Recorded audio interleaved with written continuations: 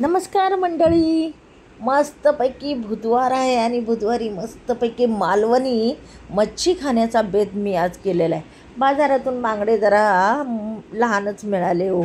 अतिशय 4-5 बांगडे असे लहान लहान मिळाले. काही हरकत नाही. मग त्या लहान बांगड्यांना काय केलं, स्वच्छ करून घेतले मी आणि व्यवस्थित त्यांना मस्तपैकी हळद आणि मीठ इतकंच काय ते लावून घेतलं आहे. पोटाचा भाग काढून टाकला आहे. लहान बांगड्या आहे तो. मोठ्या बांगड्यामध्ये जी मजा असते ना ती लहान बांगड्यांमध्ये नसते असं मला वाटतं. पण ते पण एवढेच चवीचे लागतात. तुम्ही पण करून बघा. तुम्हाला कधी लहान बांगडे भेटले तर कालवण त्याचं. तर आजचं आपण जे बांगड्याचं कालवण बनवणार आहोत ते मालवणी पद्धतीचं बनवणार आहोत. तर बऱ्याच दिवस झालं मालवणी पद्धतीचं मच्छीचा सार बनवायचा विचार होता, म्हणून आज हा बेत केलाच. मालवणी मच्छी करण्यासाठी थोडीशी पूर्वतयारी करावी लागते. तर एका भांड्यामध्ये पाणी घेतलं, 1 चम्मच धने टाकले आणि 5-6 बेडगी मिरच्या टाकून घेतलेल्या आहेत. हे त्रिफला आहेत. त्या त्रिफला 2च घेतलेल्या आहेत. ह्या खूपच स्ट्रॉंग असतात, त्यामुळे ह्या जास्त प्रमाणात वापरू नका. ह्या 2 त्रिफला आपण ह्याच्यामध्ये भिजवून घेणार आहोत. आता हे मिश्रण आपल्याला व्यवस्थित भिजवून ठेवायचं आहे. भिजले की मग हे वाटण्यासाठी घ्यायचं आहे. आपल्याला अर्धी वाटी नारळ घेतलेला आहे. ओलं खोबरं त्याला बारीक चिरून घेतलं. त्याचबरोबर 5-6 लसणाच्या पाकळ्या त्यामध्ये घातलेल्या आहे आणि त्याचबरोबर बेडगी मिरच्या, धने आणि त्रिफला घेतलेला जो भिजवून घेतलेला होता ना तो आपण ह्याच्यामध्ये घालून घेतलेला आहोत. आता त्याचबरोबर आपण ह्याच्यामध्ये कांद्याचा वापर करणार आहोत. कांदा घ्यायचा आहे, अर्धा फोडणीला टाकायचा आणि अर्धा आपण ह्याच्यामध्ये टाकणार आहोत. कांद्याची बचत, दुसरं काय. कांदेसुद्धा महाग व्हायला लागलेत. हल्ली सगळंच महाग होतं आहे हो, काय विचारू नका. आता कांदासुद्धा चिरून टाकलेला आहे. तो चिरलेला कांदा थोडंसं पाणी घालून आपण ह्याचं वाटण तयार करून घेऊया. चला पटापट वाटण तयार करा. पूर्वीच्या काळी पाट्यावर वाटण करायचे. आता आपल्याला मिक्सर मिळालेला आहे. मिक्सरमध्ये कसं घरकन फिरवलं बटन की घरकन मसाला बाहेर. आता काय मेहनतीचं काम राहिलेलं नाही, त्यामुळे हेल्थच्या बाबतीत सगळ्यांचंच जरा डागडुजी चाललेली आहे.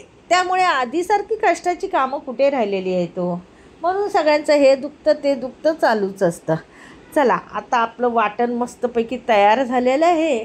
आता आपण बांगड्याच्या कालवणाला म्हणजे बांगड्याचा सार तयार करूया. आता बांगड्याचा सार तयार करण्यासाठी मालवणी पद्धतीचा जो सार आहे ना त्याला बघा तेलाची अतिशय कमी लागते. म्हणजे तेल खूपच कमी प्रमाणात वापरलं जातं. अगदी 1 चमचा भरून मी ह्याच्यामध्ये तेल वापरणार आहे. कढई मस्त तापून घेतलेली आहे. त्यामध्ये 1 चम्मच भरून मी तेल टाकलेलं आहे आणि जो अर्धा कांदा होता ना आपला तो बारीक चिरून घ्यायचा आहे. त्याचबरोबर थोडासा लसणाच्या पाकळ्या ठेचून घेतलेल्या आहेत. अगदी ठेचून घ्यायच्या, जास्त त्यांना एकदम चेंदा नाही करायचा, ठेचून घ्यायच्या. त्या 4-5 पाकळ्या लसणाच्या टाकून घेतल्या आणि त्याचबरोबर अर्धा कांदा आपण टाकून घेतलेला आहे.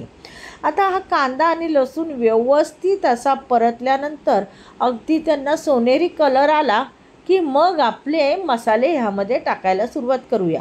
आता मसाले म्हणजे काय, ह्यामध्ये जाईल थोडीशी हळद आणि थोडासा मालवणी मसाला. आता आपण जे मगाशी वाटणामध्ये बेडगी मिरची वापरलेली ती बेडगी मिरची काही तिखट नसते. त्यामुळे जर तिखट खाण्याची इच्छा असेल आणि तिखटाची चव हवी असेल तर तुम्ही थोडासा मालवणी मसाला वापरू शकता.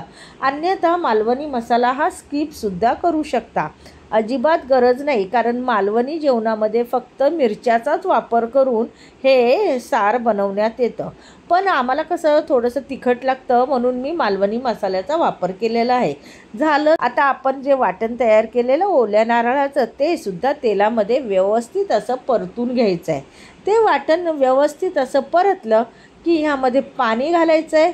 4-5 तुकडे कोकमाचे घालायचे, चवीला मीठ घालायचं आहे आणि ह्या पाण्याला दणदणून अशी उकळी आणायची आहे.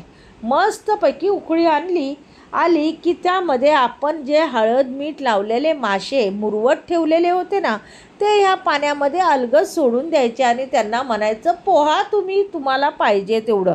आपण त्यांना हलवायचे नाही, त्यांच्यामध्ये ढवळाढवळ करायची नाही. जर आपण उलातण्याने ढवळाढवळ केली ना तर मासे फुटण्याची शक्यता असते हो. माशाचं कालवणाला शिजायला अजिबात वेळ लागत नाही. अगदी 5 मिनटंही पुरतात. त्यामुळे टेन्शन घ्यायचं नाही. मस्तपैकी उकळलेल्या पाण्यामध्ये मासे सोडायचे आणि त्यांना त्यांचं पोहू द्यायचं. 5 मिनटानंतर मस्तपैकी आपली ग्रेव्ही तयार होते. ग्रेव्हीमध्ये पाणी घालताना मात्र तुम्हाला जितकी ग्रेव्ही करायची असेल तेवढं तुम्ही तुमच्या आवडीनुसार पाणी घालू शकता. शक्यतो मालवणी पद्धतीचा जो सार असतो ना, तो थोडासा घट्टसरच असतो. त्यामुळे थोडासा घट्टसर ठेवलात की खूपच मस्त लागतो बघा खायला. आणि बाजूला गरमागरम भात ठेवायला विसरू नका. गरमागरम भातासोबत हा सार एक नंबर लागतो. अगदी मिटक्या मारत खाल. खरोखर थोडेसे बांगडे लहानच मिळाले हो, त्यामुळे काटे भरपूर असतात, म्हणून जरा जपूनच खा. तांदळाची भाकरी करताय? करा ना मग. एक नंबर तांदळाची भाकरी आणि मालवणी रश्श्याचा सार एक नंबर जेवणाचा बेत आहे. करून बघा तुमच्या किचनमध्ये. वाट कसली बघताय, आजच करून बघा ना.